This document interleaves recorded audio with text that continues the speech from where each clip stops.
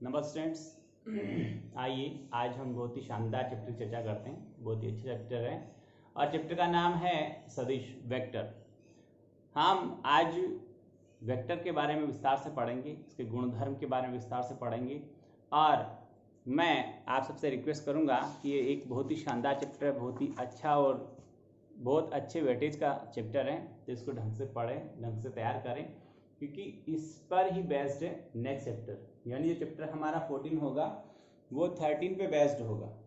13 जिसको बहुत अच्छे से आ रहा है उसको 14 भी बहुत अच्छे से आएगा। दोनों चैप्टर का सेम वेटेज है, दोनों ही 7 मार्क्स के हैं। तो आइए हम बात करते हैं वेक्टर क्या होता है। देखिए स्टूडेंट्स,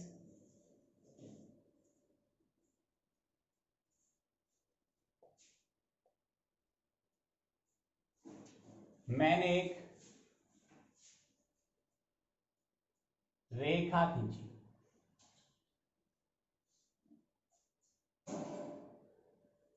और उसका नाम मैंने दिया P।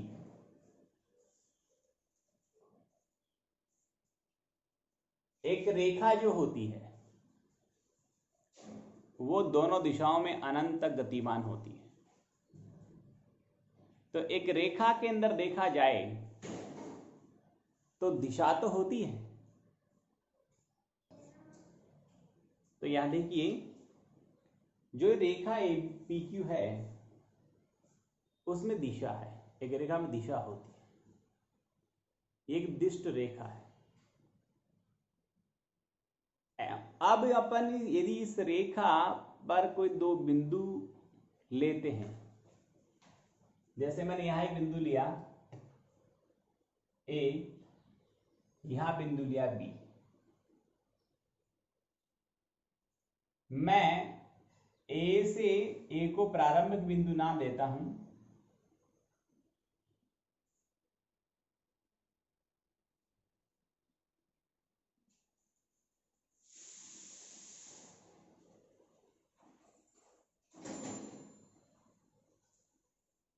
और B को अंतिम बिंदु।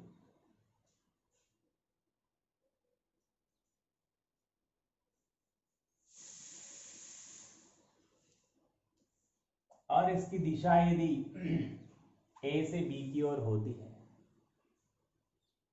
तो AB का एक निश्चित मापांक भी है, परिमाण भी है, और AB की दिशा भी है।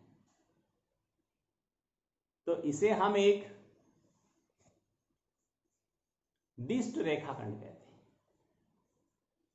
AB क्या है? एक दिष्ट रेखाखंड है। इसमें दिशा भी है कि A से B की ओर जा रहा है, और AB की लंबाई का हमारे पास में फिक्स मेजरमेंट भी है कि कितना लंबा है। रेखा तो अनंत तक गतिमान होती है, इसलिए रेखा में दिशा तो होती है पर परिमाण नहीं होता, मापांक नहीं होता। और ऐसी राशि जिनमें दिशा के साथ साथ परिमाण भी होता है या परिमाण के साथ साथ दिशा भी होती है, तो इस प्रकार की राशियों को हम सदिश राशियां कहते हैं। वे राशियां जिनमें परिमाण के साथ साथ दिशा भी होती है उन्हें हम सदिश राशियां कहते हैं। तो यहां पर AB जो है वो एक सदिश को निरूपित करता है। इसको हम पढ़ेंगे सदिश AB। AB एक सदिश को निरूपित करता है और A इसका प्रारंभिक बिंदु है और B इसका अंतिम बिंदु है। यदि मैं AB को एक वेक्टर स्मॉल a से डिनोट करता हूं, यदि AB को मैं यदि सदिश A से निरूपित करता हूं, तो ऐसी स्थिति में स्टूडेंट्स क्या होता है कि AB का मापांक ऐसे लिखा जाएगा और वेक्टर A का मापांक ऐसे लिखा जाएगा। मापांक उस सदिश के प्रारंभिक और अंतिम बिंदु के बीच की दूरी को निरूपित करता है। The length between the initial and last point. Initial point A है, last point ending point B है। तो इनिशियल और एंडिंग पॉइंट के बिटवीन डिस्टेंस को हम उसका मापांक मैग्नीट्यूड कहते हैं। तो स्टूडेंट्स यहाँ पर सदिश ए बी का मैग्नीट्यूड ए बी से लिखा जाएगा या वेक्टर ए का मैग्नीट्यूड ओनली ए से डिनोट किया जाता है। अब हम आगे बढ़ेंगे, ये देखते हैं कि सदिश के बारे में थोड़ा सा हम आगे विस्तार से पढ़ें तो सदिश के प्रकार क्या क्या होते हैं। सबसे पहले सदिश के प्रकार में हम बात करेंगे टाइप्स ऑफ वेक्टर।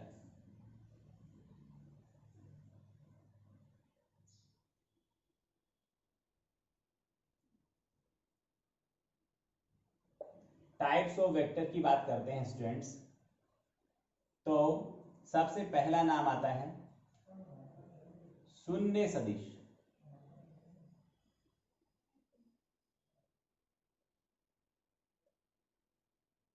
या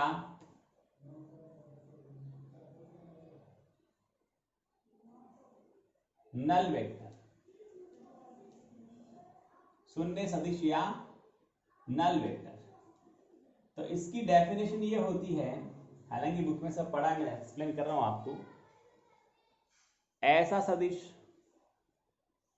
जिसका मापांक शून्य होता है,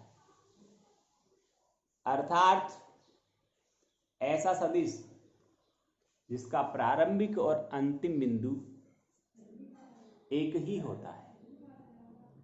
यदि इसका प्रारंभिक बिंदु भी ए हो और अंतिम बिंदु भी ए हो तो सदिश ए का जो मापांक आएगा वो 0 आएगा। और जिस सदिश का स्टूडेंट्स मापांक शून्य होता है उस सदिश को शून्य सदिश या नल वेक्टर कहते हैं।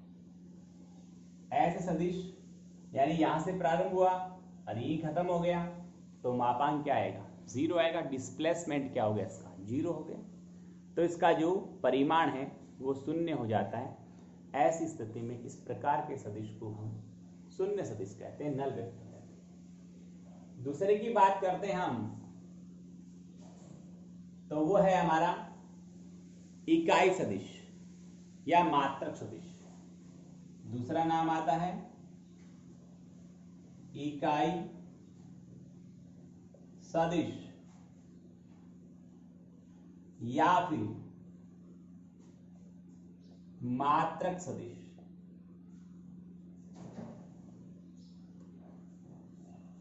Unit vector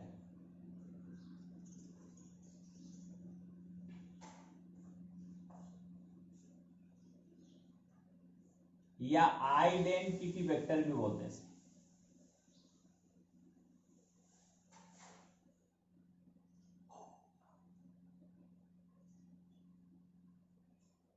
okay. इकाई सदिश वह सदिश जिसका परिमाण 1 होता है, इसका मापांक 1 होता है। मापांक कहो या परिमाण कहो या मैग्नीट्यूड कहो, एक ही बात है। ऐसा सदिश जिसका मापांक 1 होता है उसे इकाई सदिश या मात्रक सदिश, यूनिट वेक्टर या आइडेंटिटी वेक्टर के नाम से जाना जाता है। आप देखिए आगे मैं बात करता हूं सम सदिश।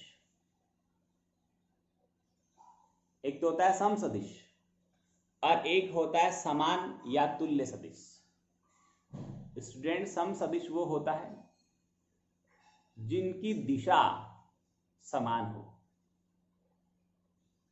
और तुल्य सदिश वो होते हैं जिनकी दिशा समान हो और साथ में उनका परिमाण मापांक भी समान है। दिशा और मापांक दोनों समान होते हैं तो उन्हें तुल्य सदिश या समान सदिश कहते हैं या इक्वल वेक्टर्स कहते हैं। और लाइक वेक्टर्स, लाइक और अनलाइक की बात करें, like vectors which have same directions is called like vector and unlike vectors which have different directions are called unlike vectors.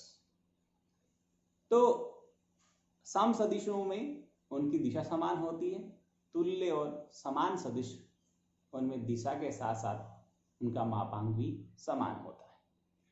आगे यदि हम बात करें तो स्टूडेंट्स हमारे पास आते हैं विपरीत सदिश। विपरीत सदिश और ऋण सदिश दो वर्ड आते हैं, यहां पर मैं लिख दूं, आप चाहो तो थर्ड हमारा था like vector,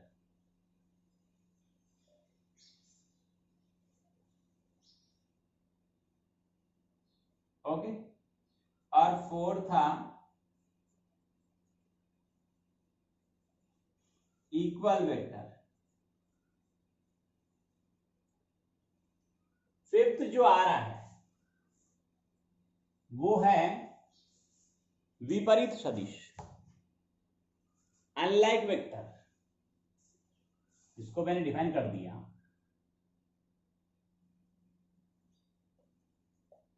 unlike vectors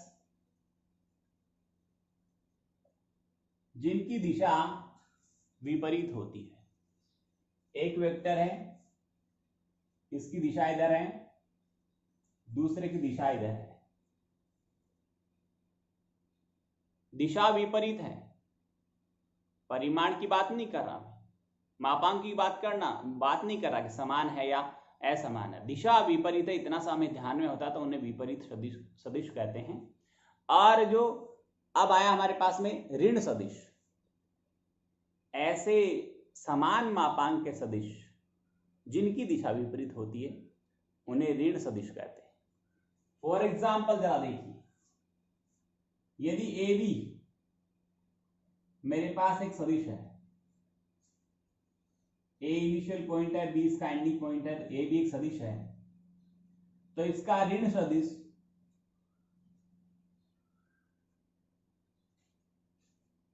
B ए होगा। ऋण सदिश कौन होगा? बी ए होगा। जब एंडिंग पॉइंट को इनिशियल और इनिशियल को एंडिंग पॉइंट बना देते हैं तो वह दिए गए सदिश का ऋण सदिश कहलाता है। यदि मैं ए बी को वेक्टर ए से डिनोट करता हूं तो B A is equal minus vector A हो जाता है। बी ए क्या होता है? B A is equal to minus vector A. ये हुए स्टूडेंट्स हमारे पास में, मैंने आपको 6 प्रकार के सदिश एक्सप्लेन किए हैं। अब एक और मैं नाम आपको जिससे इंट्रोड्यूस कराना बहुत ही जरूरी है, वो है पोजीशन वेक्टर, स्थिति सदिश। स्थिति सदिश क्या होता है? किसी स्थिर बिंदु के सापेक्ष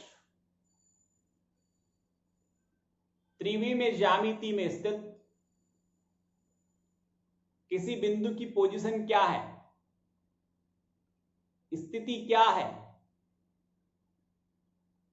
वो उसका स्थिति सदिश कहलाता है। किसी स्थिर बिंदु के सापेक्ष दिए गए बिंदु का सदिश उस बिंदु का स्थिति सदिश कहलाता है, पोजीशन वेक्टर कहलाता है। अब देखिए, मैं यहां थोड़ा सा इसको इरेज करता हूं।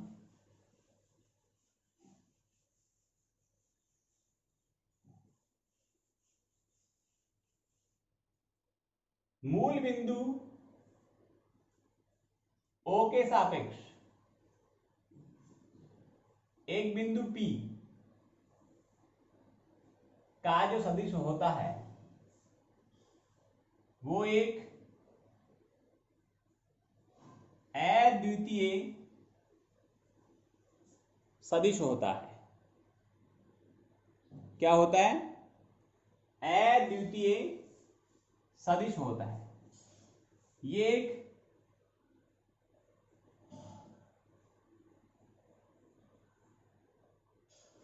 यूनिटली वेक्टर होता है। किसी एक पॉइंट का किसी स्थिर बिंदु के सापेक्ष जो पोजीशन वेक्टर होता है वो अपने आप में यूनिक होता है, कोई दूसरा उसके समान नहीं हो सकता। तो यहां पर O एक स्थिर बिंदु है और P एक गतिमान बिंदु है, ये कहीं पर भी हो सकता है। स्थिर बिंदु O के सापेक्ष एक अन्य बिंदु P का जो सदिश होता है वो अद्वितीयत होता है, यूनिकली होता है। यूनिक मतलब अद्वितीय, और यहाँ अद्वितीयता ये वो लगा दो, अद्वितीयता होता है यानी एक यूनिकली वेक्टर होता है। तो किसी बिंदु यानी यहाँ एक स्थिर बिंदु के सापेक्ष किसी अन्य बिंदु का जो वेक्टर होता है उसे उस बिंदु का दिए गए बिंदु के सापेक्ष स्थिति सदिश कहते हैं। यानी यहाँ पर बिंदु O के सापेक्ष बिंदु P का जो पोजीशन वेक्टर है स्थिति सदिश जिसे बोलते हैं हम।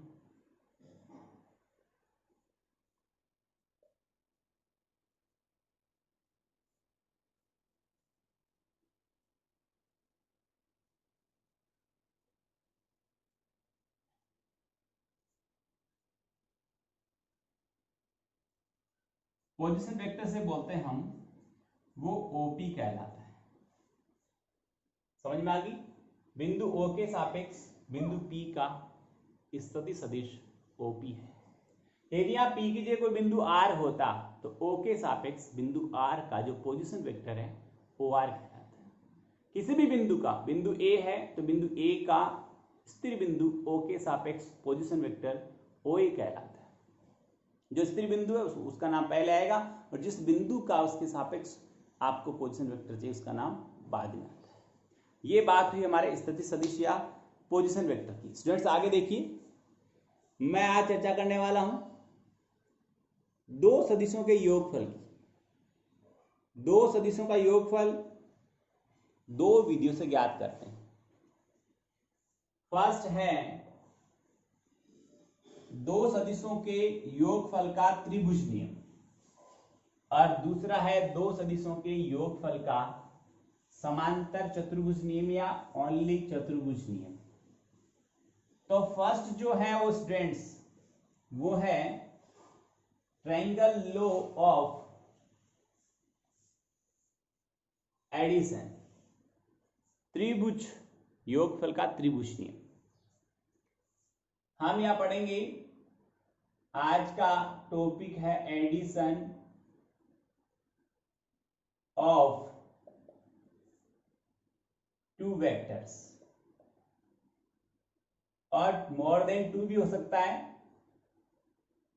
ये नहीं कि टू ही हो, टू से ज्यादा वेक्टर का हम सम भी कर सकते हैं। अब दो वेक्टर का सम करने का हमारे पास जो तरीका है उसमें फर्स्ट है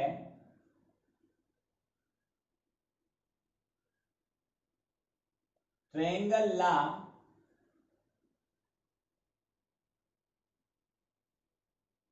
ऑफ एडिशन।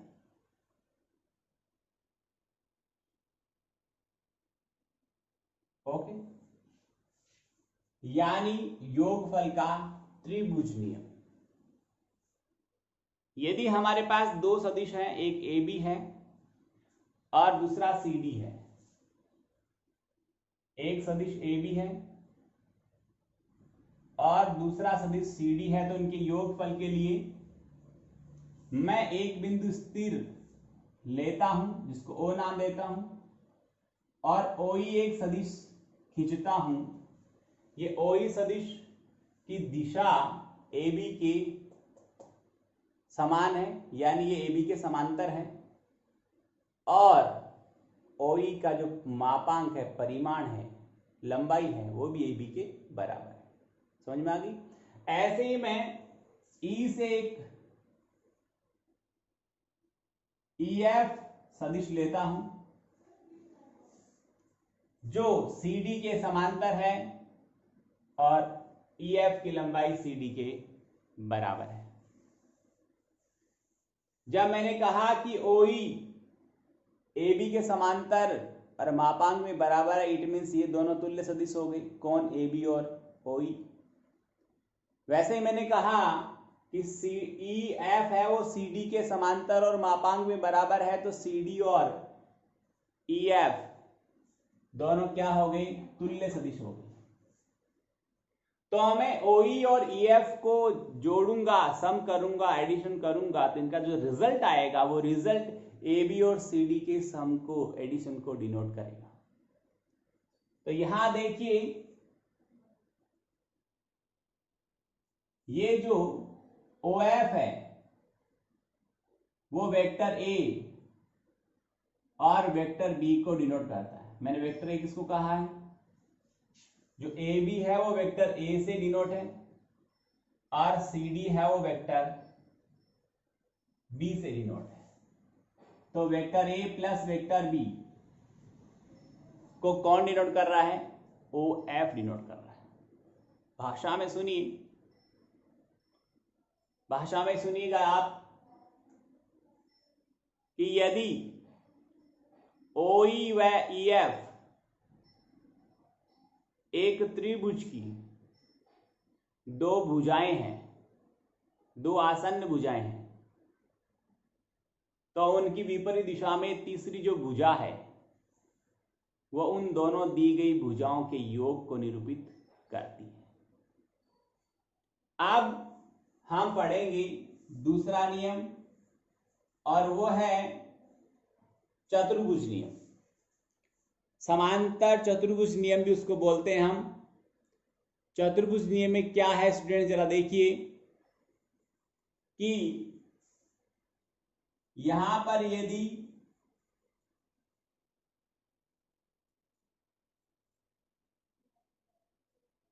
दो सदिश किसी समांतर चतुर्भुज की दो आसन्न भुजाओं को निरूपित करते हैं,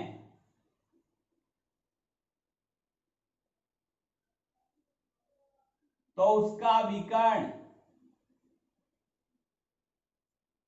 उन दोनों आसन्न भुजाओं को निरूपित करने वाले सदिश के योगफल को निरूपित करेगा।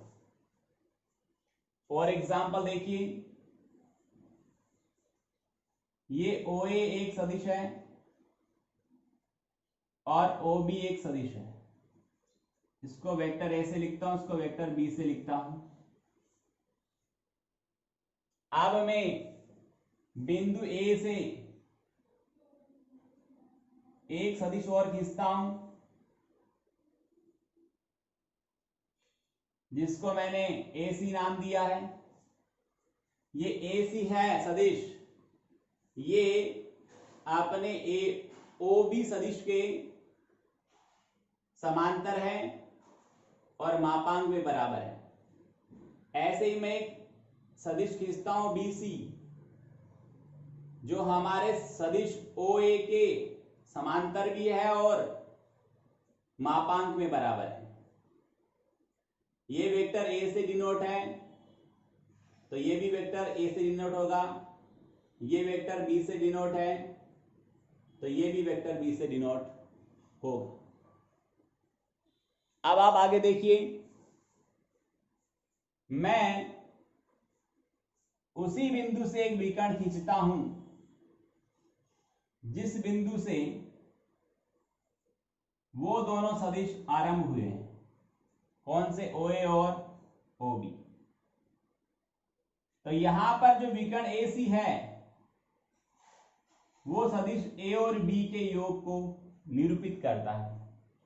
यहां त्रिभुज का नियम भी लग गया कि जब कोई दो सदिश किसी त्रिभुज की दो आसन्न भुजाओं को निरूपित करता है तो उनकी विपरीत दिशा में खींची गई, विपरीत बोलूंगा मैं, देखो ये यूं गई थी, यहां से आकर वापस इनसे ज्वाइन हो रही है, तो उनकी विपरीत दिशा में खींची गई तीसरी भुजा उन दोनों आसन्न भुजाओं के योग को निरूपित करती है, सदिश योग को निरूपित करती है।